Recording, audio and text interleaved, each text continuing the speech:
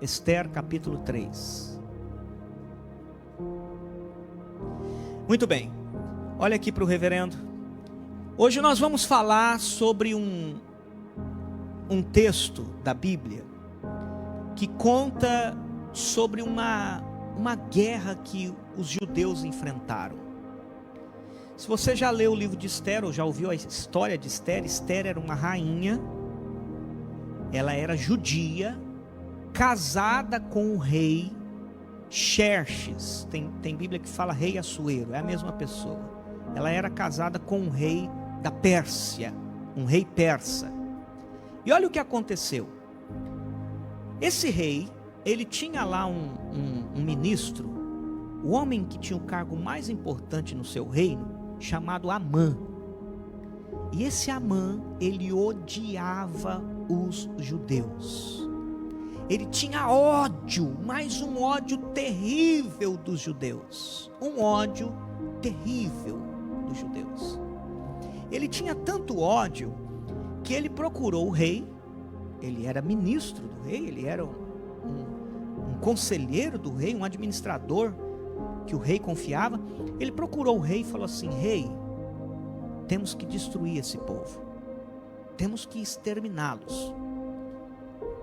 O rei caiu na conversa dele, não averiguou os fatos e acabou caindo na conversa dele e lançou um decreto.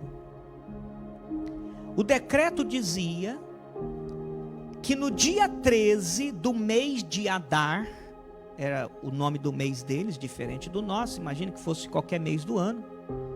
No dia 13 do mês tal, o rei dava autorização para que qualquer pessoa no reino matasse os judeus.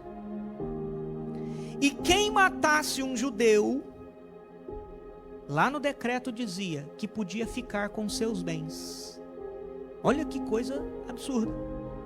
Ou seja, pela lei, pelo decreto que o rei promulgou, dizia lá assim: olha, se na sua rua mora um judeu, no dia 13, só no dia 13, a lei só dizia isso, no dia 13 você pode matar ele e ficar com a casa dele. Se você mora lá e tem um judeu que tem uma quinta, uma fazenda, uma terra, uma plantação, no dia 13 você está autorizado a matá-lo e ficar com a terra dele. Quando o decreto foi lançado, publicado no reino todo, em todas as províncias do reino, irmãos, foi uma loucura, porque já havia muita gente de olho nas coisas dos judeus. Judeu sempre foi próspero onde chega, né? Onde eles chegam, eles conseguem progredir e prosperar, e eles são bons no comércio, em adquirir as coisas. Então não era diferente lá. Judeu sempre prosperou mesmo no cativeiro. Se você ler Jeremias 29, foi ordem de Deus: construa casas, plante vinhas, faça jardins, casem, amplie, multiplique. Então eles eram prósperos mesmo na terra do cativeiro. E agora tem um decreto que no dia 13 do mês tal pode matar o judeu e ficar com os bens dele. Começaram a se organizar grupos para o tal dia 13. Grupos que diziam assim: ó, aquele bairro só tem judeu, nós vamos atacar, vamos matá-los e vamos ficar vamos dividir o despojo, vamos dividir as coisas, né? Então isso aconteceu por causa do Amã, que foi lá e falou com o rei, e o rei caiu na conversa dele e lançou o decreto. A história, o decorrer da história vai mostrar que depois Deus virou a história. Ao invés dos judeus perderem, eles ganharam, porque Deus entrou com ação e mudou o decreto. A rainha Esther intercedeu pelo povo, e a história você conhece. Se não conhece, você leia o livro e veja como tudo acabou. Na verdade, Deus transformou o pranto em alegria, transformou a derrota em vitória, transformou aquela situação que era contra eles a favor deles, porque é assim que Deus trabalha. Diga amém. Mas o que eu quero mostrar para vocês é quando o plano foi elaborado. Capítulo 3, versículo 8. Eu queria que você olhasse comigo o versículo 8. Quando Amã ele vai até o rei e ele vai falar para o rei dos judeus. Olha o que ele fala para o rei.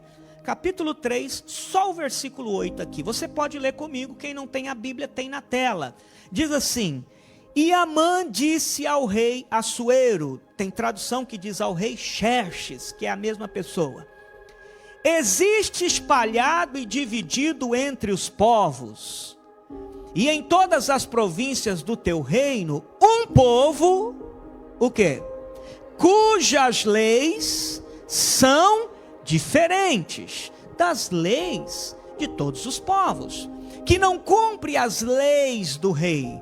Por isso não convém ao rei deixá-los ficar. Gente, olha que interessante. O Assuero estava lá, o rei, o ministro dele chega e fala assim: rei, deixa eu falar contigo. Você sabia que no teu reino há um povo? Há um povo no teu reino que é um povo que tem uma lei que é diferente da lei das outras pessoas, dos outros povos. É um povo que tem uma constituição própria. Ele, sem saber, estava falando, estava nos mostrando aqui como é que o mundo precisa nos ver. Como um povo que tem uma lei diferente da lei de todo mundo. Porque nós não somos todo mundo. Nós temos uma lei escrita em nosso coração, que é a lei de Deus, e que é superior à lei do mundo. Nós não somos regidos pela lei dos outros povos. Não estamos dizendo que nós somos melhores do que os outros povos. Nós estamos dizendo que a lei de Deus em nós, que a lei de Deus nos faz ser pessoas que vai além das expectativas de todos. Eu tenho dito que a lei de Deus, ela é melhor e superior porque ela é pura, ela é de Deus. Em outras palavras, quando Jesus ele falava da lei, ele estava dizendo assim: lembra da lei de Moisés? A lei de Moisés dizia assim, que você não pode matar alguém. Essa é a lei de Moisés. A lei de Moisés diz, você não pode matar uma pessoa. A lei de Deus diz que você não pode nem odiar uma pessoa.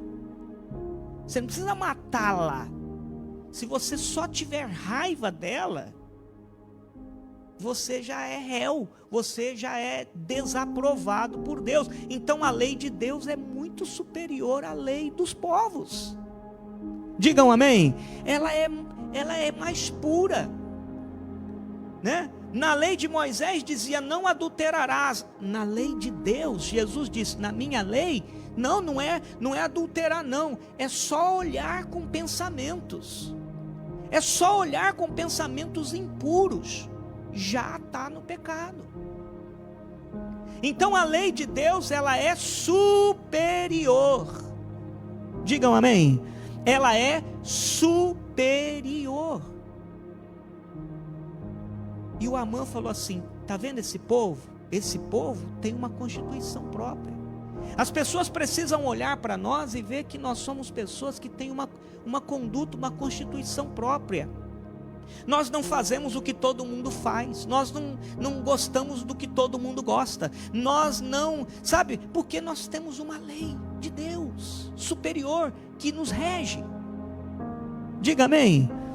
Quando você olhar para você e ver que você faz o que todo mundo faz, é porque está todo mundo fazendo, eu também estou. Então espera aí. Não é isso que o mundo precisa ver em nós.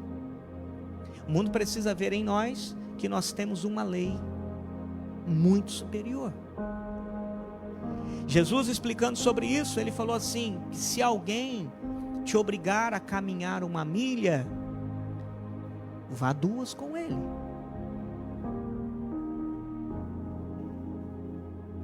A tradição dizia assim, ame quem te ama. Jesus falou, não, eu digo, ame os seus inimigos, ore por ele. E se ele tiver fome, dá a ele de comer. Isso é uma lei muito superior. Quem está comigo, diga graças a Deus. Somos nós, é esse povo que tem uma lei diferente. Nós vamos além das expectativas, porque nós somos de Deus.